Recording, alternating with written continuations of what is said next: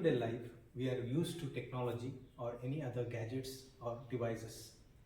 We cannot imagine our life without any devices or technology nowadays, because as soon as we get up, we are into mobiles or any other gadgets. So with that, hence we are using so many technology in our day-to-day life. There are pros and cons in specific devices or technology. So why I am stressing on technology or devices now is in this particular session we will be discussing regarding cyber crimes. So in cyber crimes we have various aspects of crime. So it can be against individual, it can be against organization, or it can be against country or institutions. So in this particular session, let us see what are the crimes that can occur to an individual. So on that basis, now let us see what is a cyber crime. So cyber crime is any criminal activity that involves a computer, networked devices, or a network, while most of the cyber crimes are carried out in order to generate profit for the cyber criminals. Some cyber crimes are carried out against computers or devices directly to damage or disable them.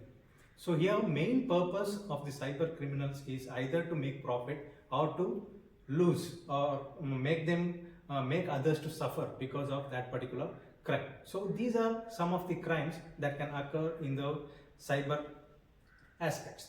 So in that particular case, so there are so many laws which are made only in regarding to give punishment regarding the cyber crimes. So nowadays it is a process where we cannot have a much deeper knowledge regarding the IT acts, because so it is a crime which is in trend, so it needs upgradation. So earlier we used to follow the IPC, so where some of the crimes were punished under IPC. So now we have separately IT Act, where we will be specifying a certain crime and giving them punishments. So on that basis, so now we have a classification of cyber crimes. So it is a vast area where you will be studying more regarding cyber crimes in different aspects. So but now in this particular session, let us focus on the crime against individual. So when we classify the cyber crimes, so as I said earlier, cyber crimes against individuals, or cyber crime against organization, or cyber crimes against society at large. Whereas when we say society at large, it can be a threat to a nation or any other large institutions that are functioning in the country. So now let us see what are all some of the cyber crimes that are against the individual. So we have in our crimes which are related to individual in our day-to-day life without using any technology. So that can be a bullying or stalking, defamation. So these are all some of the general crimes which are mentioned in IPC. But when it comes to cyber, so we have cyber crime against individual, that can be cyberbullying, cyber stalking, cyber defamation, phishing, cyber fraud, cyber threat, and spyware. So these are all some of the crimes which are happening or occurring to an individual in day-to-day life. So sometimes we may be aware, sometimes we may not be aware. So in that case, let us see one by one. Cyberbullying. The term cyberbullying not defined under any Indian law. So however, in general parlance, cyberbullying refers to a bullying someone by threatening, harassing, or embarrassing the situation by using technology, digital device. Generally, cyberbullying includes the following activities on the internet. So these are all some of the activities which can be used for an individual to cyberbully. So in that case, humiliating, embarrassing content posted on online about the victim or of online bullying. So now if you have selected any victim, so you will be posting anything related to that particular person which is humiliating or embarrassing to that particular individual. Or hacking social media accounts. So you will be hacking that particular person's social media accounts and posting like whatever you want or where you feel that person will be humiliated. Okay, posting vulgar messages on social media. So this can be against one particular individual where you will be posting any vulgar messages on social media. Okay, then the threatening the victim to commit any violent activity. So it can be by using technology, you will be threatening or it can be a video, or it can be any content. So by using technology, you will be provoking an individual to threaten anyone else, or to uh, have any violent activity, so on behalf of you. So then again, one more major issue that we have is child pornography. So here again, so having that and threatening someone with that particular child pornography can be used in case of cyber bullying. The next cyber crime what we have is cyber stalking. So now it can be defined as like browsing someone's internet history or online activity and sending obscene contents online with the help of any social media or software, any application, etc. To know about that particular person is called cyber stalking. So where you will be sending any content, obscene contents, so which can harm a person.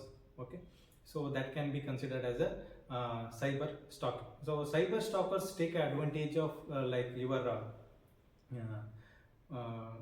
whatever history that you have in the internet. So on that basis they will be stalking on you. So there are generally not dedicated by any victims or any other things. So where it is very easy for the cyber stalker to open the spam accounts, so just to stalk any person. So once the stalker deletes the accounts, user identity is completely vanished. So next one is we have is cyber defamation. Okay, so here cyber defamation means injuring the other person's reputations via internet through social media, emails, etc. So again, so there are two types of defamations. One is libel or one is slander. So here libel refers to any defamatory statement which is a written form. For instance, writing defamatory comments on posts or forwarding defamatory messages on social media groups, etc. So these are part of cyber defamation. These forms are called as libel. And slander refers to any defamatory statement published in oral form. Oral form, now for example, you will be uploading videos or defamating videos of someone in YouTube or any other channels where you will be using. So this can be considered as a cyber defamation. So next one we have is phishing.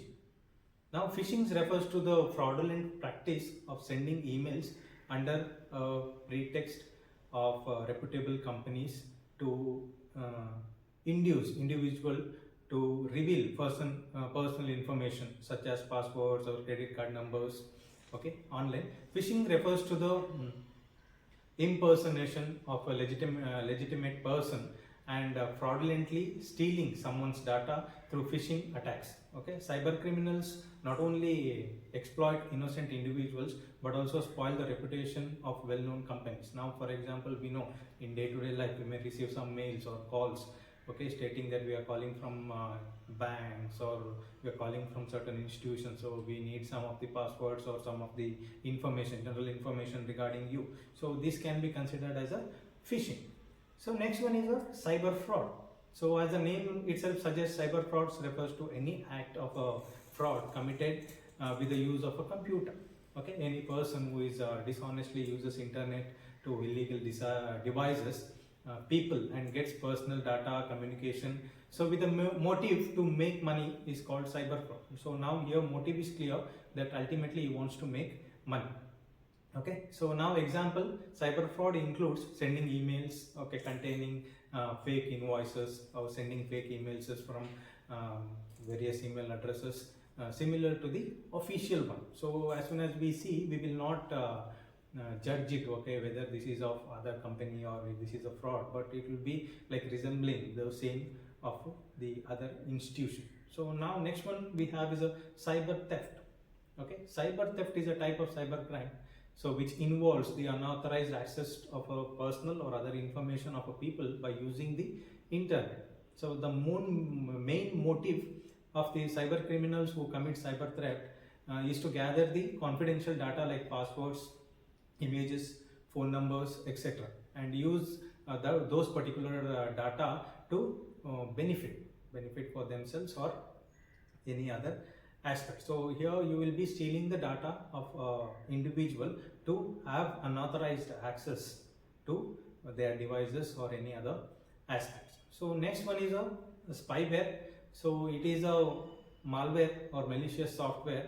So when it is installed in a device, it starts access that particular person's device without the end user's knowledge. So whereas that person will not have that knowledge whether my system is hacked by someone or someone is accessing my computers. So that can be the primary goal of the that particular software. That means the cyber criminals motive is to steal the credit card numbers or passwords or one-time passwords, etc. So these are all some of the crimes that are happening to an individual. So still there are many more. So whereas these are all considered as a major crimes that are occurring to a individual when we say a cybercrime. So now we have a technology which can be used for our benefits. So now, as we say, a knife is not a dangerous weapon. So it depends on the person, like in whose hand it is. So now we have a technology for the prosperity of humanity. So we need to make use of it for the benefits. So whereas we ourselves need to think over it, how we can utilize it for the prosperity of the human. So this is in our hand. So nothing is bad in this world, but whereas we need to use it as per our need, not for the greed. As Gandhiji said, so there is enough for us in this earth for our need, but not for our greed. Thank you so much.